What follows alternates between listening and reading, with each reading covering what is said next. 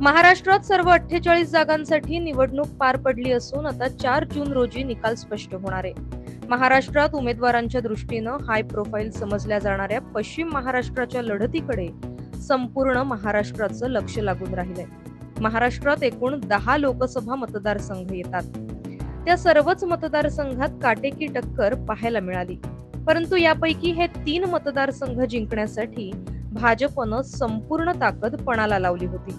परंतु एकूणच या मतदारसंघातील स्थानिक जनतेचा कौल आणि राजकीय विश्लेषकांचा अंदाज पाहता या तिन्ही मतदारसंघात भाजपचा सुपडा साफ होताना पाहायला मिळतोय।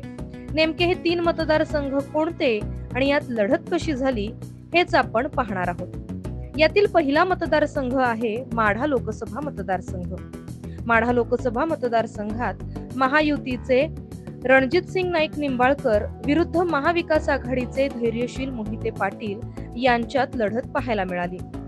भाजपनं पहिल्या यादीतच निंबाळकरांची उमेदवारी घोषित केली। याला मोहिते पाटलांचा विरोध पाहायला मिळाला, परंतु भाजप आपल्या निर्णयावर ठाम राहिल्यानं धैर्यशील मोहिते पाटलांनी राष्ट्रवादी शरद पवार गटात प्रवेश केला आणि महाविकास आघाडीकडून उमेदवारी भाजपसमोर तगडं आव्हान निर्माण केलं। त्यात माळशिरसचे धनगर समाजाचे नेते उत्तम जानकर यांनी मोहिते पाटलांना साथ दिल्यानं त्यांना फायदा झाला। ही निवडणूक अत्यंत चुरशीची झाली असून यंदा माढ्यात तुतारी वाजणार असा अंदाज राजकीय विश्लेषक व्यक्त करतायत। दुसरा मतदारसंघ आहे सोलापूर मतदारसंघ। या मतदारसंघात काँग्रेसच्या प्रणिती शिंदे विरुद्ध भाजपचे राम सातपुते अशी लढत होतीये। ही निवडणूक अनेक मुद्द्यांनी गाजली असून या निवडणुकीत काँग्रेसच्या प्रणिती शिंदे बाजी मारतील असं बोललं जातंय।